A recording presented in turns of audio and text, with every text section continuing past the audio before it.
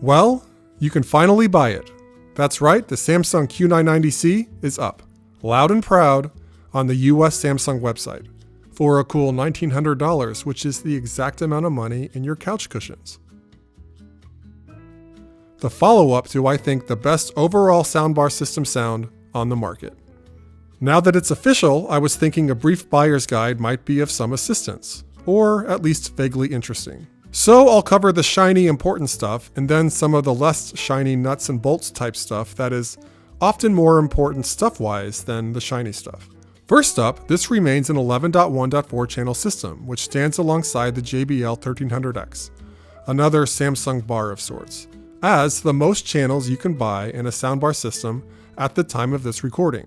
You get extra points from me if you can release a product after the announcement. Like the Q950A and the Q990B, it has 22 drivers amongst all the components. You get a 7.0.2 soundbar, two 2.0.1 rear speakers, and a submodule, with the surrounds retaining their two horizontal firing speakers, which were fairly exciting in 2021, but have become increasingly expected in the last 2 years from flagship surrounds. Q Symphony is still something Samsung wants to talk about. This is the feature that allows compatible Samsung TV speakers to, well, I don't want to commit to enhancing, but join in the noisemaking. I've expressed skepticism about these features as I don't think TV speakers are of the same caliber as your soundbar. I thought you buy a soundbar to give the TV speakers a hard diss. The website does not call out any particular enhancement to Q Symphony this year, though the CES announcement did point to a more AI-infused Q Symphony 3.0 sound to improve the bar TV speaker cooperation. To enjoy 3.0 improvements, you will, this is a minor detail, need to also buy a high-end model year 23 Samsung TV. Are you hardcore or not? Next, the Q990C keeps wireless Dolby Atmos and DTS:X capabilities like the Q990B.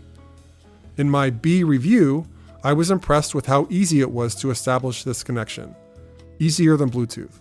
The result wasn't perfect though. There were brief and sparse artifacts that were probably manageable if you really didn't want a wire connecting the bar and TV. But if it's all the same to you, you would certainly opt for the physical connection. And remember, a wireless connection with the bar renders the inputs nugatory. Snuck in a word of the day. Useless. Anyway, as far as I can tell, if there is growth in this bar other than price, relative to the B, it will be delivered by Samsung's next version of SpaceFit Sound. SpaceFit Sound Pro, which is aimed at further improving bass performance, which I thought was significantly improved in the B over the previous models, and increasing the realism of the surround channels using enhanced AI models, leading to a profoundly rich and clear sound, one hopes. Good news, SpaceFit Sound Pro does not require a Samsung TV, as all the requisite mics are embedded in the system components. So as I mentioned in previous videos, it's not out of the realm of possibility that the only change to the Q990C is a software update. It's not clear that any of the hardware has been updated. The other stuff. As with the B, you get Bluetooth, AirPlay 2, and Alexa with the built-in mic. Chromecast is limited to specific regions. You'll find the same sound modes, including adaptive sound, which is my go-to. It seems to make the most of the bar's strengths. Ports-wise, you have eARC, obviously, and 2 HDMI inputs, both supporting HDR10+ and Dolby Vision unofficially via pass-through. I have to imagine next year's Samsung flagship bar will support 4K 120Hz pass-through, but it's not next year, so you're still stuck with 4K 60Hz. The materials, design, dimensions are all unchanged, though the Q990C seems to be fibbing about its weight.